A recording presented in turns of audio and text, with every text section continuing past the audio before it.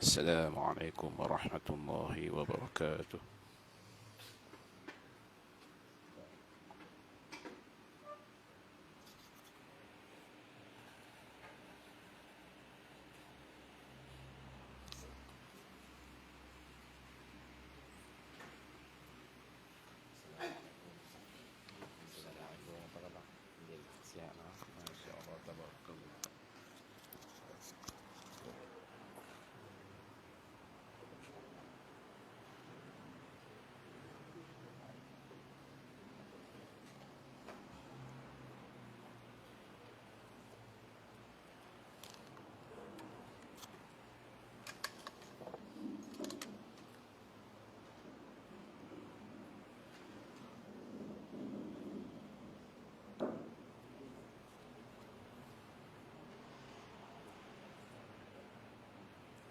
الفاتحة. أعوذ بالله من الشيطان الرجيم. بسم الله الرحمن الرحيم. الحمد لله رب العالمين الرحمن الرحيم مالك يوم الدين إياك نعبد وإياك نستعين اهدنا الصراط المستقيم صراط الذين أنعمت عليهم غير المغضوب عليهم ولا الضالين آمين. السلام عليكم ورحمة الله وبركاته. الحمد لله رب العالمين وأفضل الصلاة وأتم التسليم على سيدنا محمد وعلى آله وصحبه أجمعين. رب اشرح لي صدري ويسر لي أمري واحلل عقدة من لساني يفقه قولي. سبحانك لا علم لنا إلا ما علمتنا إنك أنت العليم الحكيم. ولا حول ولا قوة إلا بالله العلي العظيم. بسم الله ما شاء الله لا قوة إلا بالله ما شاء الله. كل نعمة من الله ما شاء الله. الخير كله بيد الله ما شاء الله. لا يصرف السوء إلا الله. سبحان الله وبحمده عدد خلقه ورضا نفسه وزنة عرشه ومداد كلماته. سبحان الله وبحمده عدد خلقه ورضا نفسه وزنة عرشه ومداد كلماته. سبحان الله وبحمده عدد خلقه ورضا نفسه وزنة عرشه ومداد كلماته. اللهم أنت ربي لا إله إلا أنت خلقتني وأنا عبدك وأنا على عهدك ووعدك ما استطعت. أعوذ بك من شر ما صنعت. أبوء لك بنعمتك علي وأبوء بذنبي فاغفر لي فإنه لا يغفر الذنوب إلا أنت. Alhamdulillah, pada pagi ini dapat kita sambung kuliah bulanan kita menggunakan kitab fiqh Tanwirul Masalik. Kau surat 10. Betul tak? Kau surat 10. Qala al-musannif rahimahullah faslun fil awani. Fasal berjana-berjana. Bekah untuk kita isi sesuatu. Kerana Nabi isi air dalam gantang, dan Nabi mandi wajib, mandi sunat ke mandi wajib ke segantang. Nabi nak berwuduk, Nabi isi air dalam cupak.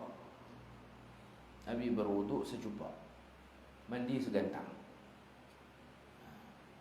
Air ada, tak ada. Nabi mengisi cupak untuk berwuduk, mengisi gantang untuk mandi.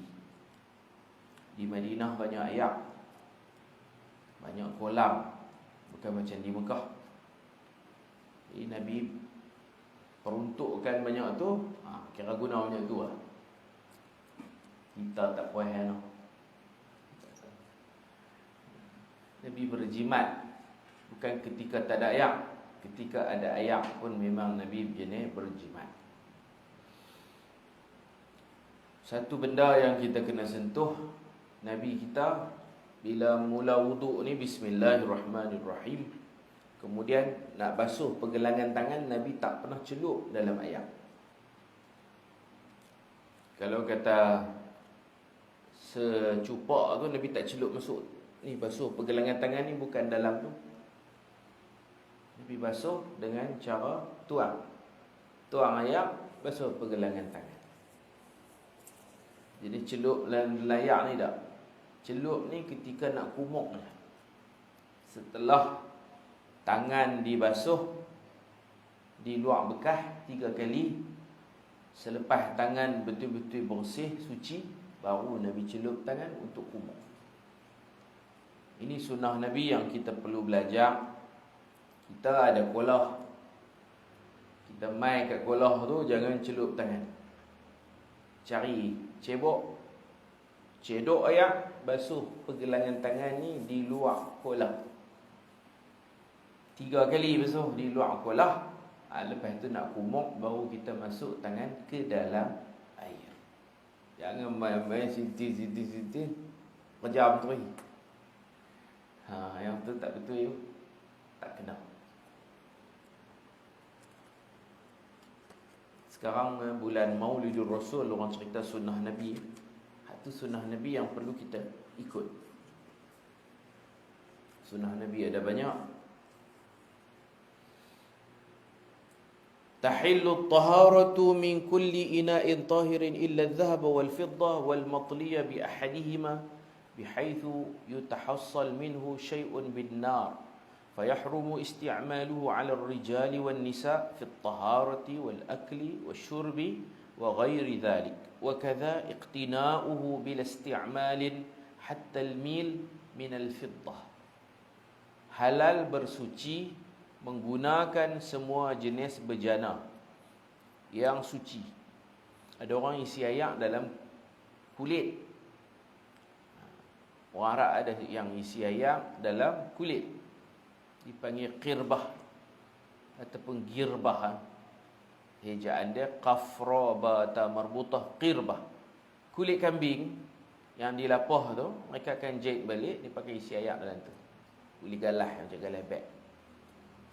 Kambing ada 4 kaki, kaki dia tu macam galah. Itu girbah, qirbah.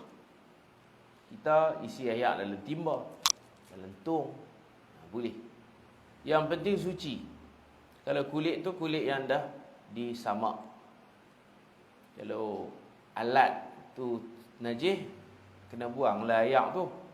Seperti Nabi sebut, anjing jilat air dalam bekas kamu, timba ke besen ke, dia jilat air, dia bukan jilat timba. Kena buang air tu dan kena basuh timba tu. Kesan najis air liuk ni, dia jilat air, kena sekali dengan timba tu, kena basuh 7 kali. Salah satu dengan air tanah. Dia disebut sebagai sertu. Dia bukan jilat timba, dia jilat air. Tapi najis dia adalah air tu meribak kena timba. Buang tu. Jadi bekas-bekas yang suci ni boleh kita takung air. Melainkan bejana emas perak. Yang ni pun boleh takung tapi berdosa. Emas perak bukan dicipta untuk menjadi peralatan. Kalau kita pi alat ni, pi kedai RM2, tapi RM2.5 lah ni. Nama je kedai RM2, RM2.5. RM2.3, RM2.5. Tu banyak bekas jak, barang-barang plastik. Semua kita boleh isi barang, boleh isi air. Tung macam-macam. Kalau diperbuat daripada emas perak ni, haram. Sebab emas perak bukan untuk peralatan. Emas perak ni untuk jadi mata wang Mas perak ni untuk sedikit dibenarkan untuk perhiasan tubuh badan perempuan. Ini penyalahgunaan mas perak. Dan bejana yang disadur dengan mas atau perak, kalau sadur tu banyak lah, jika terhasil sesuatu apabila dilintangkan di atas api, maknanya dia salut tu banyak, itu pun tak boleh juga. Kalau dilayok, dilintang, bahasa kita layok atas api, dia akan jadi ketulan-ketulan mas. Itu tak boleh. Tapi kalau nipis, dia sikit je mas tu, tak atas api hilang, itu boleh.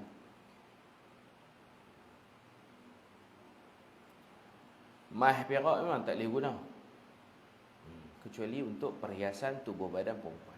Ada orang jam tu, jam yang ada bahan dalam dia tu mas, jarum dia ke, material tak mana dalam. Kalau ada mas, kandungan mas, tak boleh beli jam tu. Tak boleh pakai. Simpan pun tak boleh, pakai pun tak boleh. Buat apa beli? Orang lelaki tak boleh pakai jam mas, orang perempuan tak boleh pakai jam mas. Orang perempuan boleh pakai gelang, bukan jam, gelang. Di tangan tu namanya gelang. Jam ni dia bukan perhiasan, dia kegunaan, keperluan. Mana ada orang hias tangan ni? Jam ni bukan untuk hias tangan, untuk guna. Perempuan boleh pakai di tangan gelang dan cincin, jam tak boleh. Cermin mata, bingkai emas, kalau betul-betul emas tak boleh. Laki tak boleh, perempuan tak boleh. Isti'mal, guna. Tak boleh guna. Dan saya perempuan tak apa, pakai cermin mata, bingkai emas, tak boleh walaupun perempuan. Cermin mata bukan perhiasan, dia kegunaan, keperluan hidup. Terabun pakai cermin mata. Maka haram menggunakannya kepada lelaki dan wanita untuk bersuci. Katalah dia kaya, dia ada mangkuk mas, buhayak dalam tu, dia berwuduk. Wuduknya sah, perbuatannya dosa. Perbuatannya dosa. Macam jual beli waktu azan Jumaat lah, azan kedua. Dulu payah orang nak beli, malu kat orang. Lah ni duk transfer, kawan tu pun duk minta mai transfer, sagi lah. Dia ni pun sambil-sambil orang duk azan kedua, pegang handset duk buat pembayaran, transaksi. Tu jual beli tu. Perbuatan tu haram, tapi jual beli tu sah. Jual beli sah, berpindah milik itu berlaku. Yang ni wuduk sah, tapi berdosa. Makan, minum dan sebagainya. Begitu juga haram menyimpannya. Guna tak boleh, simpan tak boleh, tanpa menggunakannya buat perhiasan. Hatta sekecil batang celak dari perak sekalipun, disimpan, tak di almari buat hiasan. Orang kaya-kaya ni kadang dia beli, pergi luar negara, dia ada orang jual apa-apa kan, daripada buatan emas, duit ada, beli. Kita beli motor kayu lah, motor besar, tengok minat beli satu. Motor kayu tak apa, tak hiasan dinding kan. Saya pun beli, tak nak beli motor besar, tak ada duit, beli motor kayu lah. Tengok orang duk naik, vroom, teringin ke, kita buka dinding je lah, tak boleh naik pun. Anak empuk, patah habis ya. Tapi orang kaya dia beli motor emas tu, berkelip. Ya takut tak guna, tak kat dinding, tak boleh tak. Dia untuk ekonomi, kalau beli simpan, tak apa, beli dinar apa tu tak apa, simpan di bank, bayar upah simpan. Itu untuk bukan untuk kegunaan, yang tu untuk ekonomi kita. Bila mahal dia jual ke apa, dapat duit, itu boleh. Buat perhiasan, hiasan dinding, tak boleh. Hak kaya lagi, memang mereka makan dalam pinggan mai, mangkuk mai, teruk. Kita orang kampung tak ada, baca je lah. Rumah siapa ada mangkuk mai macam-macam mai, mana ada.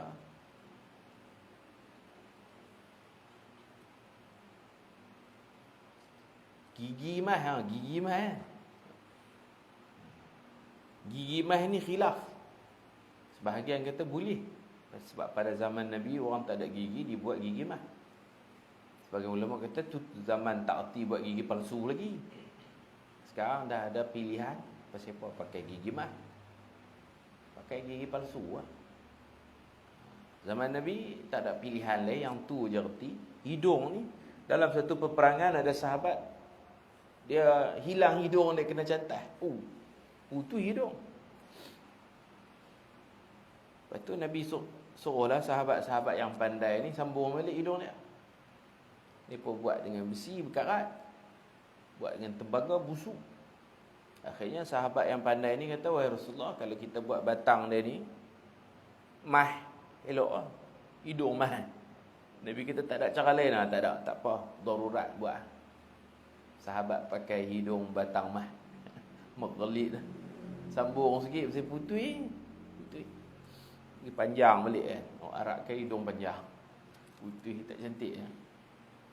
Itu pasal darurat, tak ada cara lain lah.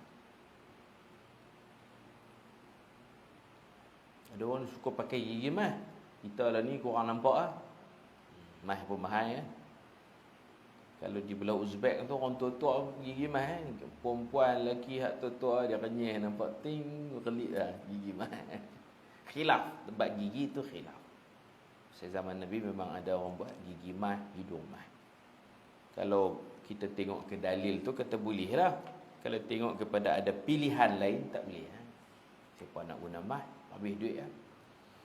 An Huzaifah bin al-Yaman radhiyallahu anhuma qala sami'tu Rasulullah sallallahu alaihi wasallam yaqul la talbisul harira walad dibaj wala tashrabu fi aniyati adh-dhahabi wal fiddah wala ta'kulu fi sihafiha fa innaha lahum fid dunya walana fil akhirah. Muttafaqun alaih. Artinya daripada Huzaifah bin al-Yaman radhiyallahu anhuma. Dia sahabat, ayah dia pun sahabat. Dia ni penyimpan rahsia Rasulullah. Kalau raja ni pun penyimpan mohor. Dia penyimpan rahsia Rasulullah. Disebut dalam bahasa Arab aminus sir. Amin tu orang amanah, sir tu rahsia. Dipegang amanah rahsia. Dekat dia ada senarai nama orang-orang munafik. Itu dia simpan. Banyak lagi lah apa-apa rahsia yang Rasulullah pesan, dia simpan.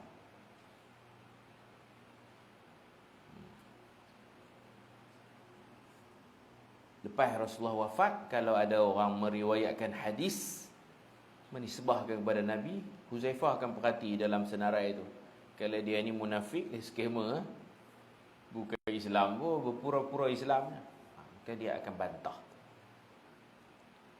Ada dekat dia. Huzaifah bin al-Yaman radhiyallahu anhu berkata, aku mendengar Rasulullah sallallahu alaihi wasallam bersabda, janganlah kamu memakai kain sutra yang kasar dan yang halus. Yang nama sutra tak boleh, orang lelaki lah.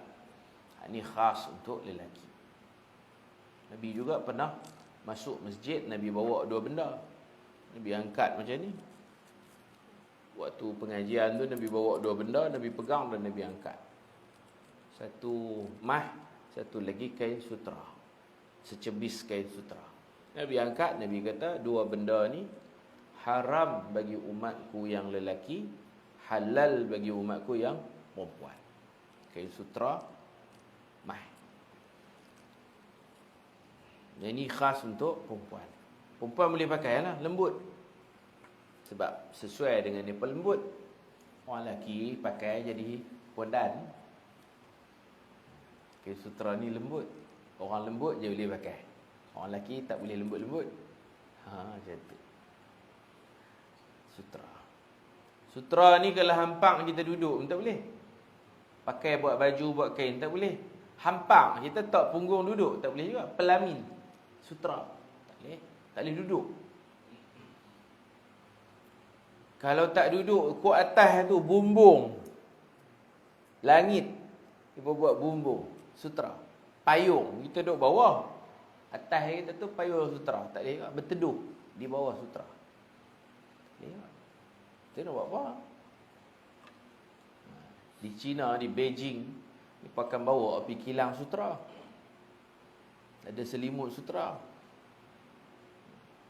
Isteri orang-orang perempuan nak beli je. Lelaki hak mengaji pandai. Kalau beli selimut, takkan selimut sebelah. Tak payah beli lah. Aku tak boleh selimut.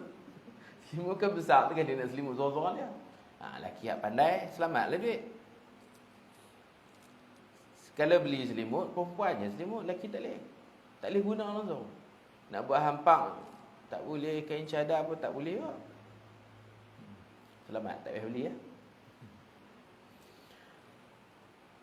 Itu di sana di Beijing dia ada buluh dia apa semua sutera.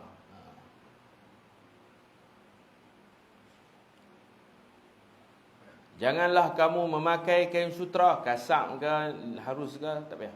Di akhirat nanti kita pakai. Tapi kalau campur tak apalah. Campur kandungan sutera tu jangan lebih lah, sama banyak tak apa, 50-50 tak apa.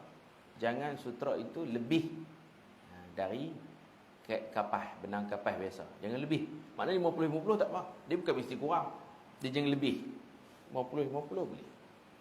Dan janganlah meminum dari bekas emas dan perak. Janganlah makan dalam talam-talam yang diperbuat daripada emas dan perak. Sesungguhnya ia untuk mereka orang-orang kafir di dunia ini. Dan ia akan menjadi milik kita di akhirat nanti. Akhirat nanti kita pakai gelang emas.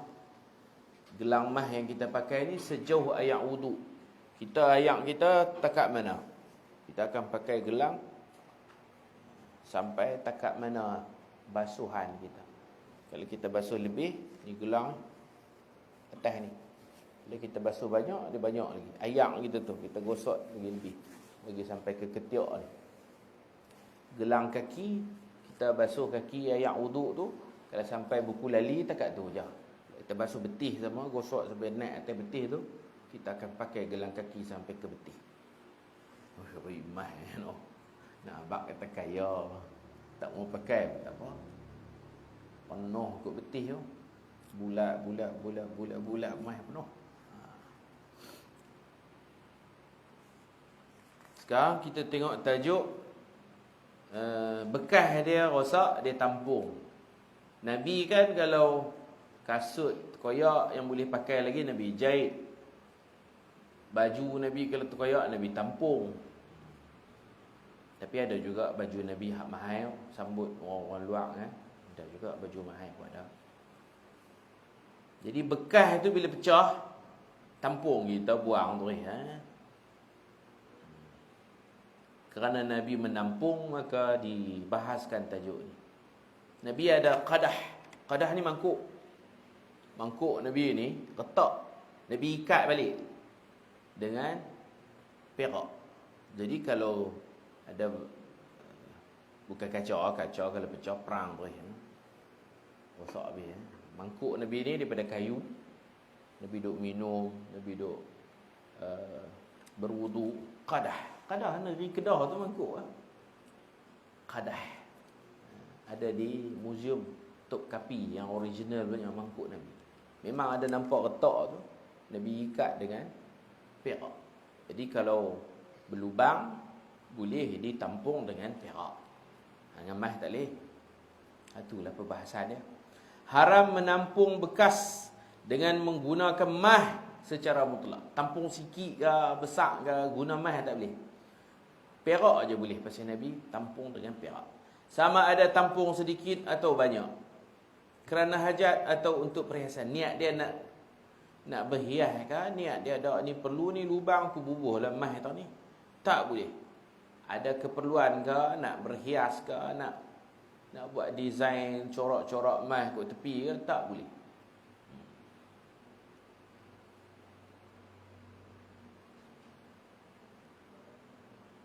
Dan kata qil, pendapat dhaif, hukumnya seperti tampung dengan perak. Ada pendapat ni lemah, dia kata boleh tampung dengan emas.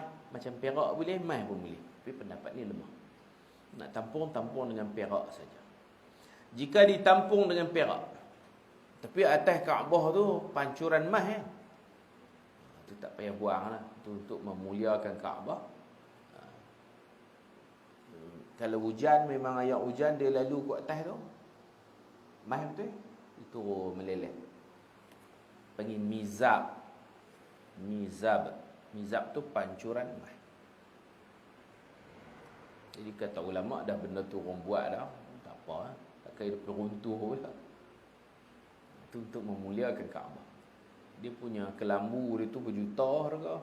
Benang mah. Nak menghiaskan Kaabah. Jika ditampung dengan perak, maka padanya perincian berikut. Pertama, haram tampung guna perak jika tampungannya besar bertujuan untuk perhiasan. Tengok niat dia. Aja lubang kecil lah, dia tampung bagi besar, dia nak bagi jadi bunga, bagi cantik. Haram. Yang kedua, halal jika tampungannya kecil kerana keperluan. Ada lubang kecil, dia tampung dengan perak, tak apa. Kan saja-saja ada hajat. Yang ketiga, makruh jika tampungannya kecil tapi niat dia bertujuan untuk perhiasan. Yang keempat, hukum makruh juga jika tampungannya besar, lubang besar, dia tampung pun besar kerana keperluan. Lubang besar, dia bubuh perak banyak, itu makruh. An Asim al-Ahwal qala ra'aitu qadah, ini qadahan. Ra'aitu qadahan Nabi sallallahu alaihi wasallam 'inda Anas bin Malik wa kana qad insada' fasalsalahu bifiddah wa qala wa huwa qadahun jayyidun 'aridun min nudar qala Anas radhiyallahu anhu laqad saqaitu Rasulullah sallallahu alaihi wasallam fi hadzal qadah akthar min kadza wa kadza, rawahu al-Bukhari. Artinya daripada Asim al-Ahwal berkata, aku melihat mangkuk minuman Nabi sallallahu alaihi wasallam. Mangkuk tu macam tempurung kayu. Kalau kita tempurung, sana memang kayu, dia ukir bulat macam tempurung.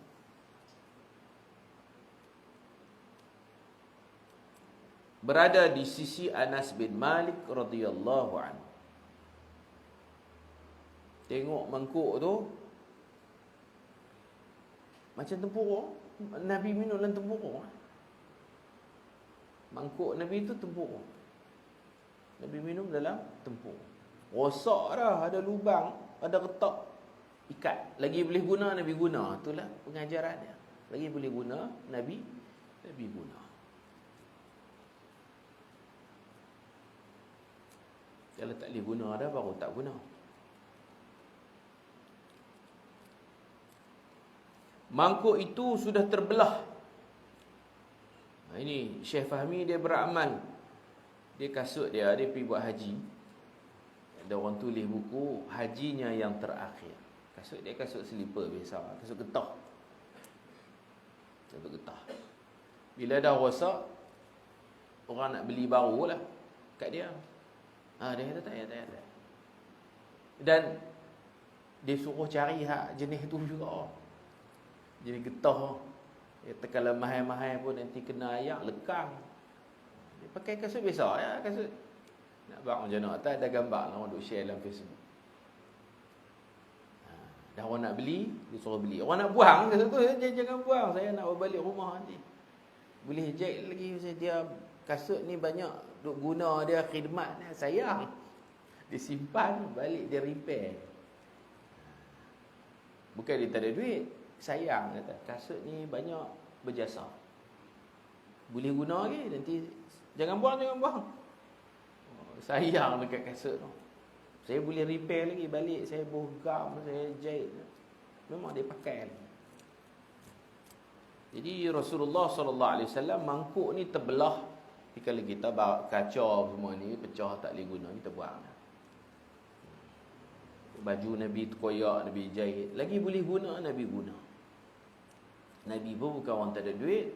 Nabi memiliki kambing antara dua bukit. Kalau sikit punya kambing, bukit ujung tu dengan bukit ujung ni, kambing tu Nabi punya.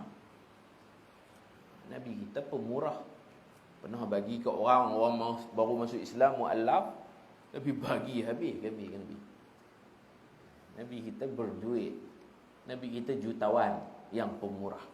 Bukan kata miskin, tapi suka menderma. Mangkuk itu sudah terbelah lagi tali 4 buah.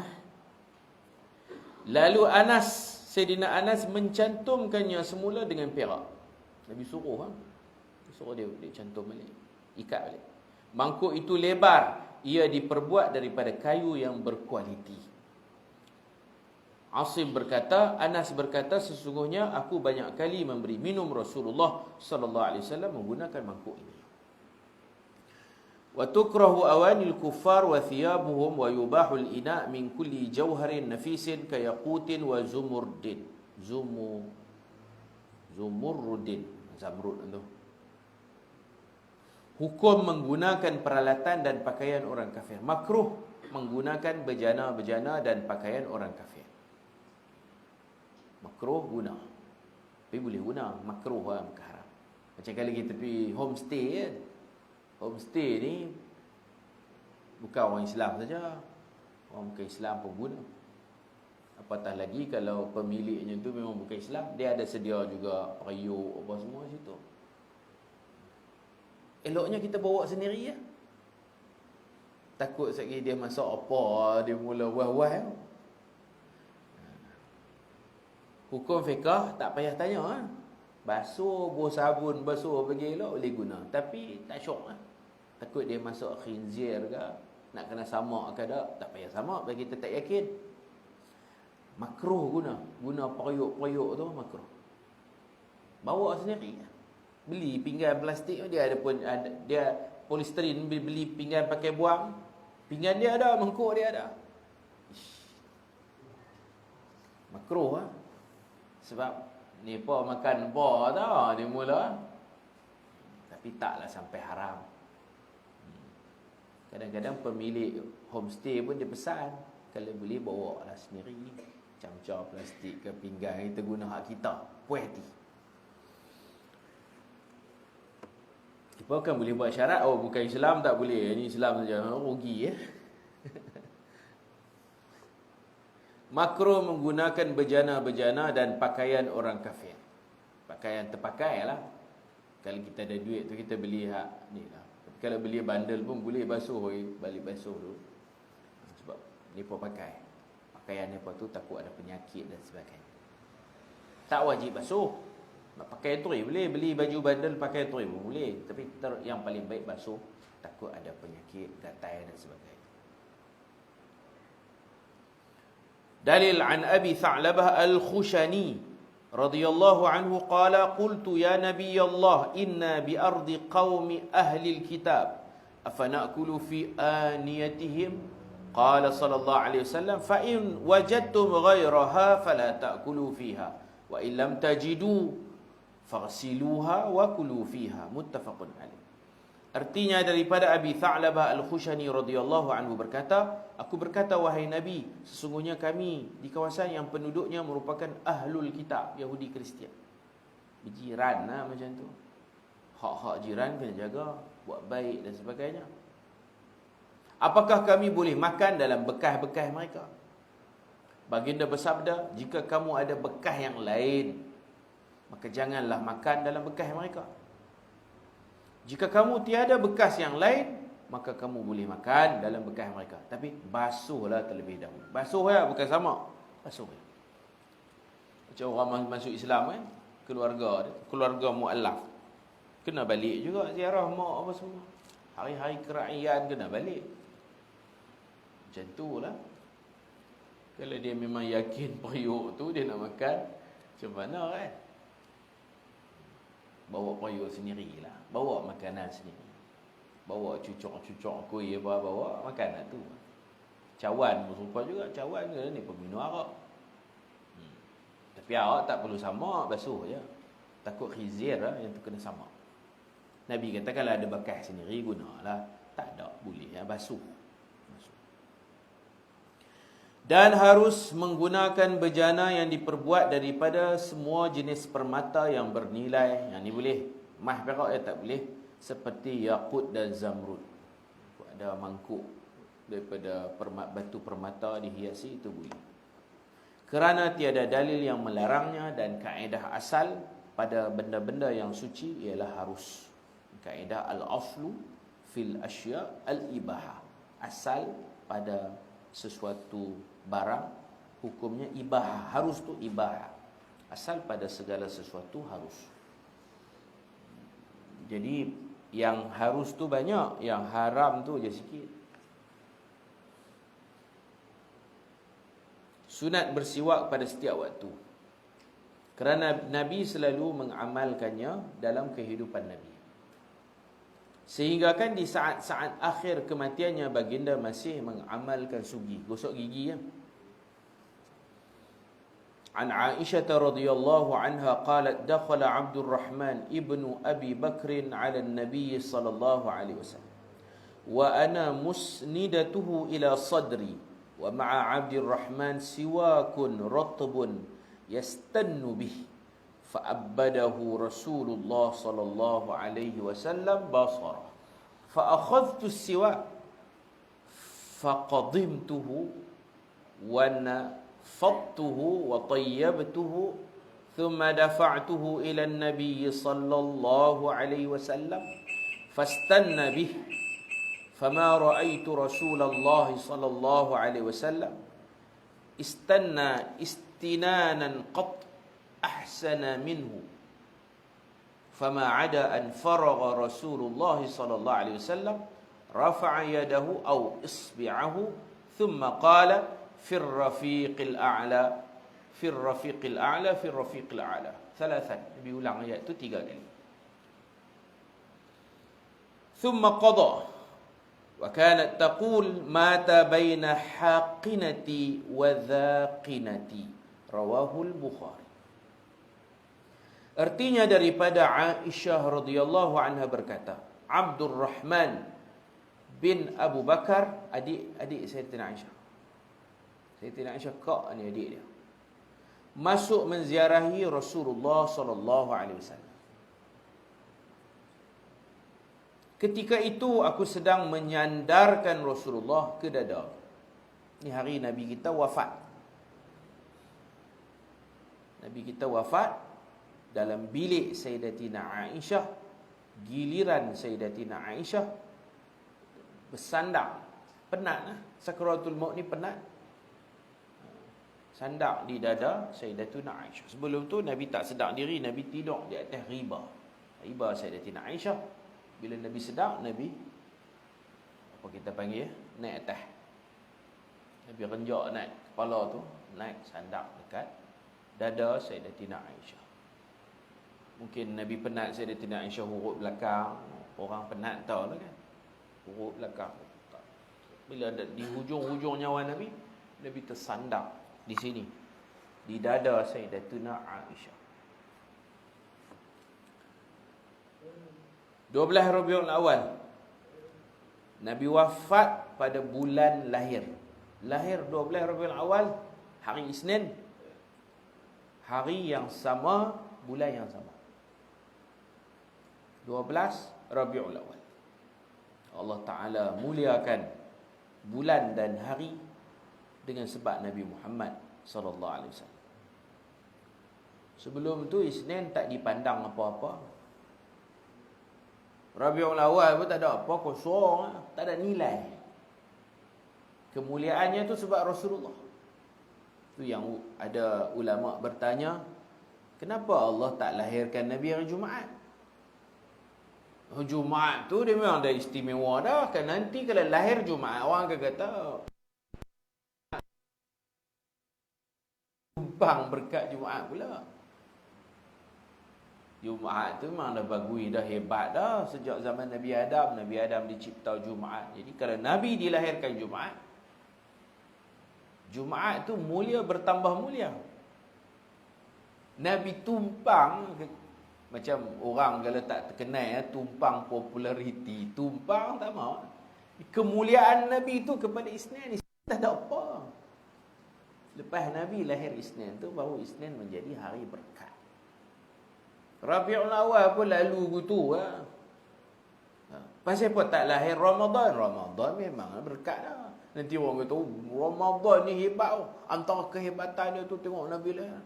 Jadi Nabi menumpang populariti Ramadan. Allah tak mahu macam tu. hari dan bulan yang tak ada apa-apa ni menjadi berkat dengan sebab Rasulullah. Begitu. Sallallahu alaihi wasallam. Nabi hijrah pun sampai Rabiul Awal. Sampai Madinah Rabiul Awal, lahir Rabiul Awal, meninggal Rabiul Awal. Ingat 3 tu mana berkatlah bulan ni.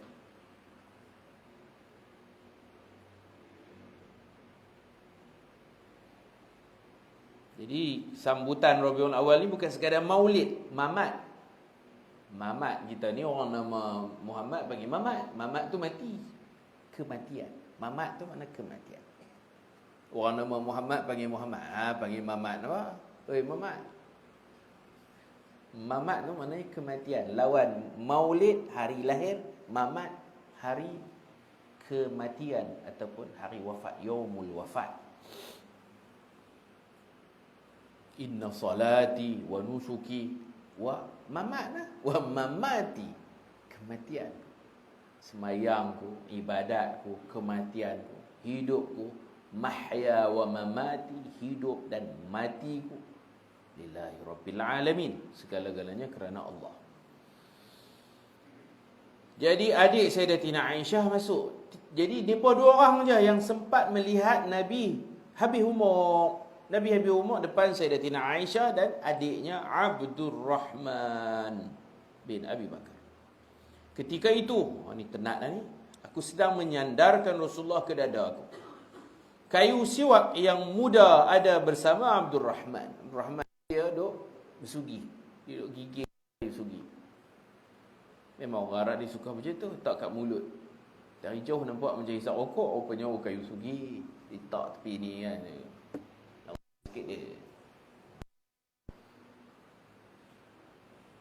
Beliau sedang bersugi dengannya, lalu Rasulullah sallallahu alaihi wasallam menghulurkan pandangannya ke arahnya. Apa makna menghulur pandangan? Nabi perhati macam teringin nak cakap tak larat dah. Sayyidatina Aisyah faham cara Nabi pandang tu macam nak pinjam. Maka aku mengambil kayu itu daripada Abdurrahman, aku minta.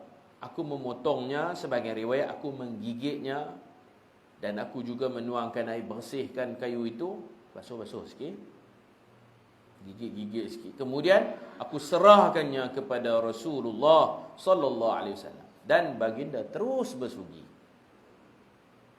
Jadi beruh gigi boleh pinjam. Duk asrama selalunya minta ubat gigi, pinjam sikit, dia minta pinjam ganti balik. Buh lah mulut dia berbuih, ganti apa lagi. Sabun pinjam, shampoo pinjam, pinjam minta sikit. Cakap mak ni tapi makna lain. Pinjam motor boleh bagi balik motor. Pinjam ubat gigi kepek habis Ada je dia tak mau beli tu. Pinjam saja pagi-pagi main pinjam ni. Pinjam banyak. Dia cakap tapi kita sedia maklum Beri gigi tak mau pinjam. Beri gigi tak mau. Ubat gigi. Sebenarnya beri gigi pun boleh pinjam. Tapi kita tak bagi. Aduh je lah. Tak haram Nabi meminjam sugi adik ipar Nabi.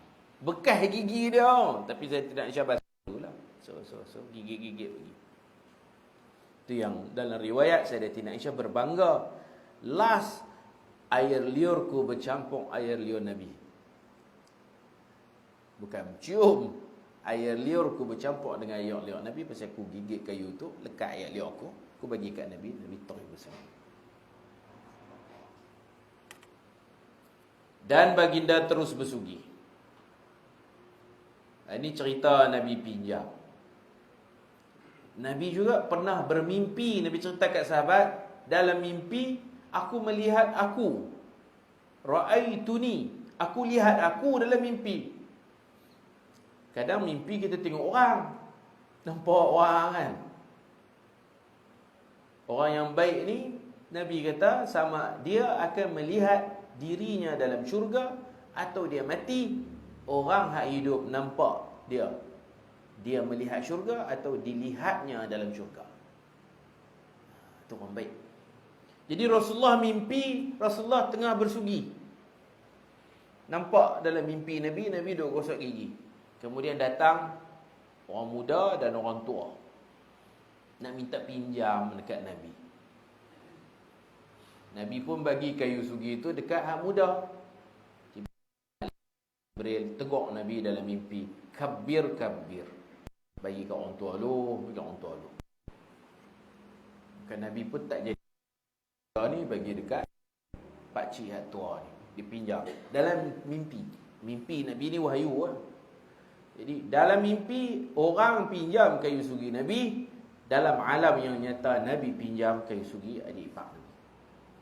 Saya ada baca kitab ni di mana, tak ada seorang cikgu tu habis kuliah dia main cuit saya, dia kata, betul ya Ustaz, saya orang belah Parit Buntang, kami ni banjak.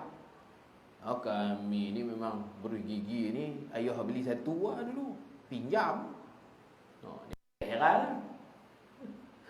Orang banjak, cikgu ni dia banjak, duduk Tanjung Piandang tu. Kata, kami pak beli satu, kami pagi-pagi pekat pinjam aku. Tak heran. Untuk mesra ya, dia kata, bagi mahabbah jimat duit tu. Memang boleh pinjam. Zaman law ni orang takut Covid lah. Aku sama sekali tidak pernah melihat baginda bersugi sebagus itu.